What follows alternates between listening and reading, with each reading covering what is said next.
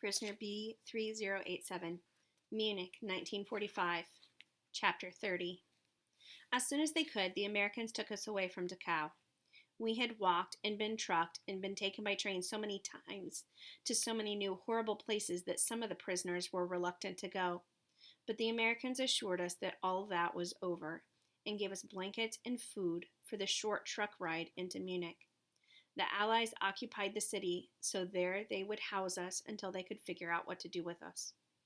I was put in a building that had once, I was told, been a barracks for SS officers. An American soldier led me upstairs to a big room filled with bunk beds and told me which one was mine. "How many other people do I share it with?" I asked him. He looked surprised. "Nobody," he said. "It's all yours." A bed, all to myself. And then, wonder upon wonders, the soldier gave me a blanket, a pillow, and sheets for the bed. Sheets! My fellow prisoners and I looked around at one another like we were on some alien planet. I hadn't slept on a sheet, nor had a pillow or a blanket for 5 years, perhaps 6. With shaking hands, I began to make the bed. I didn't even know how, didn't remember the feeling of linens and soft things. The soldier helped me, and I carefully climbed onto my new bed. A real mattress with springs.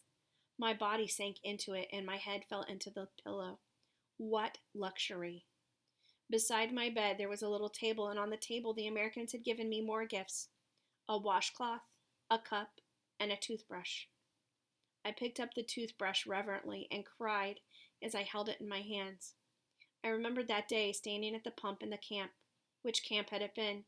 When I wondered when I had ever been so fortunate as to have had something so simple as a toothbrush. Piece by piece, bit by bit, the Americans were giving me back my life. That night in the dining hall we sat in chairs. At a table. I hadn't seen a chair in 6 years, nor a table. The tables were long, with places set for 10 people at each. The American soldiers stationed with us came in and sat down with us. We were to eat the same food the soldiers ate. There were plates at the table, and silverware. I picked up a fork and looked at it the way I had my toothbrush, like it was some artifact from another world. There were napkins, too. I watched the Americans tuck their napkins into their collars, and I did the same. And then they brought the food. Big platters of roast beef, mashed potatoes, gravy, and baskets of rolls. More bread than any of us had seen in years. The man across from me started to cry, and the American soldiers didn't know what to do. "Would you pass the salt?" I asked him. The man looked up at me through his tears, and he started to laugh. He was laughing and crying at the same time. "Pass the salt," he said. "Yes," he said, laughing. "Yes, let me pass you the salt." And so we began to pass the food around, this feast the Americans laid out for us. They couldn't understand our tears, couldn't know how amazing such a simple meal was to us. Would they ever understand? Would anyone who hadn't survived what we had survived understand?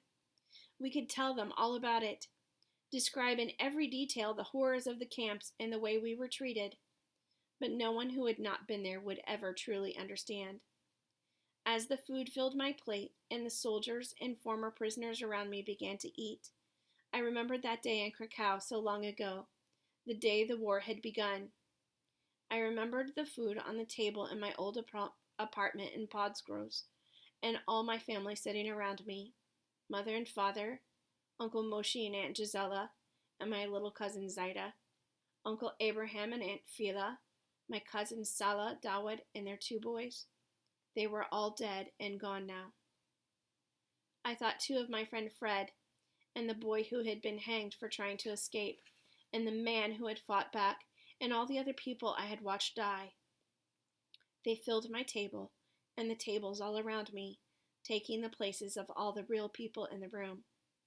The dead would always be with me, I knew, even when I was surrounded by life again, even if the Americans gave me back all the objects I had lost. It would be the same for all the other prisoners, too, I knew. They smiled as they ate, but there was a sadness in their eyes. Sadness for the people we had lost and would never get back. But I was wrong about losing everyone. A few days later, I was out for a walk in my Munich neighborhood. I walked the streets whenever I could. I still wasn't used to the fact that I could walk as I pleased, that I wasn't gripped by thirst and hunger every second. I was thinking about what the rest of my life would hold when I saw a familiar face. She passed by on the other side of the street, and for a moment I thought I had to be mistaken. "Mrs. Immerglick?" I called. I dashed across the street to get a closer look. "Mrs. Immerglick?" The woman turned. It was! It was Mrs. Immerglick, the mean old lady who lived across the hall from me in Krakow. She burst into tears when I told her who I was, and she hugged me so hard I couldn't breathe. "Oh, Yannick, Yannick, it is so good to see you," she said at last. "The last time I saw you, you were just a boy. Now look at you, you're a grown man." I had grown, even in the camps. When I looked in the mirror these days, I didn't recognize the person staring back at me. "The last time I saw you," I told her, "you yelled at me for bouncing a ball in the hall." Yes, yes, you and that ball." She gripped my shoulders tight, as though if she let go, I would disappear. "Oh, my dear boy, how I wish we could go back there now, and how I wish we could start again. I wouldn't have yelled at you, I promise."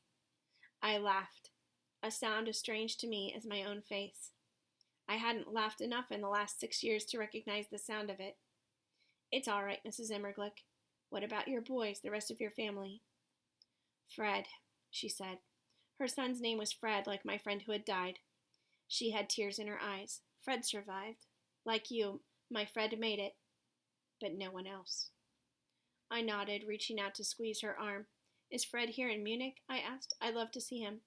Yes, yes. And you know about your cousin Yuzas, of course." My heart gave a small leap. "No." I was almost afraid to hope. "Oh, my dear boy, your cousin Yuzas and his wife are alive. They're here in Munich." "Yuzas? I hadn't seen him in years." Mrs. Emmerglick brought me back to her apartment to write their address down for me on a piece of paper. I walked back out, holding the paper in both hands and staring at it. I had family, a cousin still. Family. I wasn't alone. I went to see them as soon as I could. Cousin Yuzas met me at the door, hugging me even harder than Mrs. Emmerglick had. He pulled me inside and introduced me again to his wife, Hila. We cried and laughed and cried some more. "How did you survive? How did you make it?" We asked each other again and again, telling our stories long into the night. Yuzas and his wife had survived by hiding with friends, and they had taken in another family, the Gamsers, who had survived the same way. There were 3 of them, Isaac, Barbara, and little Lucina, a 12-year-old girl who sat in the corner reading a book the whole time. "What are your plans now, Yannick? What will you do?" Isaac Gamser asked me as we sat around their table. I shrugged. It was true, life had to go on. "I like movies. There's a movie theater near where I live now. I thought I would try to get a job as a projectionist." No, Yannick, you need to go to America," Yuzes told me. "That's where the opportunities are. That's where you can build a new life for yourself." America? It felt so out of my reach now. "I don't have any papers, any money," I replied. "How would I ever get to America?" "There's a special program," he told me, "for Jewish orphans of the war. They will help you get your visa and pay your way." I was instantly excited by the idea of going to America. I remembered the movies I'd watched as a boy in Krakow. Did everyone ride around on horses and wear cowboy hats? Did gangsters have shootouts in the streets? Would I really find a home there? I had to find out. I registered for the program. I talked to lawyers. I filled out forms. I changed my name to Jacob Gruner and took to calling myself Jack, like the American soldiers called me. The process took months, years. All the while, I came back to visit Yuzas and Hila almost every day, and soon I became good friends with the Gamsers, too. Little Lucia and I still didn't have much to say to each other, but Isaac and Barbara became like second parents to me, even more so than Yuzas and Hila. They became my family. It was hard to leave my new family when my papers finally came through in March of 1948, but I had spent years trying to get to America, and I was determined to go. Yuzas, Hila, and the Gamsers and I had an emotional farewell before I boarded the train that would take me to the coast, where I would catch a ship to the United States. The Gamsers planned to come to America too, when they could, and I promised to stay in touch. It had been almost a decade since the Nazis had rolled into Krakow, and almost that long since I'd seen my mother and father and my uncles and aunts and other cousins. But they were gone now. I would always yearn for them and remember them, but there was nothing left for me in Europe but ghosts. I had said goodbye to all of them long, long ago. I stepped on board the train and didn't look back. For 9 years, I had done everything I could to survive. Now, it was time to live.